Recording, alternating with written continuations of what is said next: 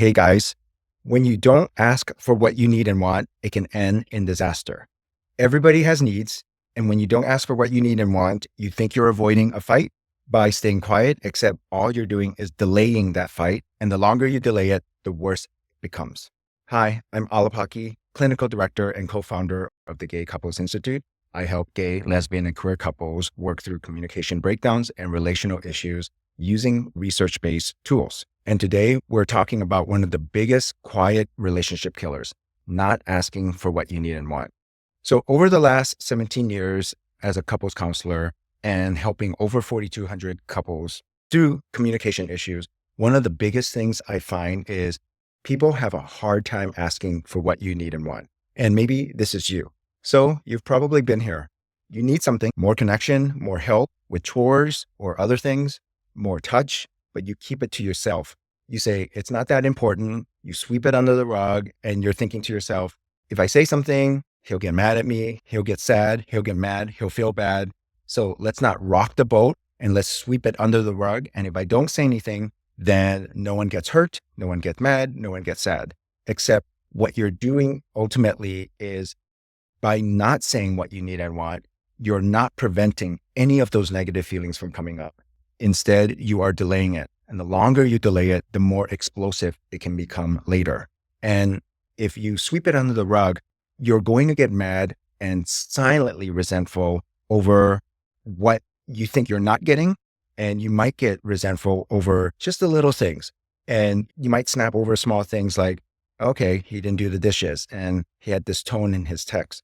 So when you sweep it under the rug, you start to feel resentful. You might have quiet resentment that just builds over time. And that is exactly the thing we're trying to avoid.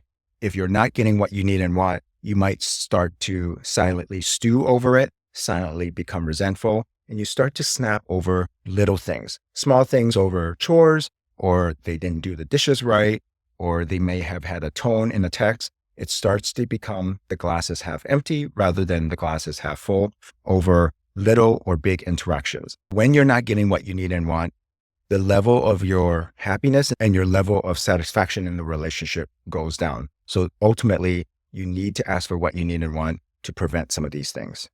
If you stay silent to avoid a fight, it will create a lot of tension in the relationship. And as I mentioned earlier, we are not preventing negative feelings from coming up within yourself or your partner. We're just delaying it. And the longer we delay it, the more explosive it becomes later.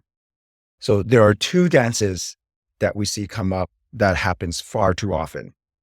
If you don't ask for what you need and want, you are not preventing negative feelings from coming up in the future. Rather, you're just delaying it. And the longer you delay it, the more explosive it becomes. Also, if you're not asking for what you need and want, you're not setting your partner up for success. Rather, you're going to bite your tongue, watch them fail. And when they fail, you get to get mad at them after the fact for something you never even asked for in the first place. Those are the two things. And that dance that we see couples go through far too often, that's the thing we're trying to avoid. Not asking for what you need and want, not speaking up, not articulating what you need and want has so much more cost to it than benefits. It's going to end up having you feel more angry, like I mentioned, silently resentful. You're going to feel misunderstood, unsupported, unseen by your partner. And not saying what you need isn't keeping things calm. It's keeping things stuck. And the longer you wait, the more explosive it gets when it finally resurfaces. So what is the alternative? Set your partner up for success. Easier said than done. I totally get it. But part of this work is to ask for what you need and want. If you ask for what you need and want, your partner has a chance to address it. They have an awesome opportunity to course correct or address what you need. It's not about making demands. It's really about sharing what you need versus what you don't need, sharing what you want versus what you don't want. When you don't ask, you're basically hoping they become a mind reader. And when they guess wrong, you suffer, and so do they. Start with curiosity. Name the need, not necessarily the problem. Own your feelings. Talk about yourself, what's in your own head, what's in your own heart. and make it safe for them to respond. So for example, it might sound something like this. Hey, can we talk about something that's been on my mind? Lately, I've been feeling disconnected and I think it's because I haven't spoken up. What I really need is more quality time with you. Just us, no phones. I'm not blaming you. I just want us to feel more connected. So here's the shift I want you to make.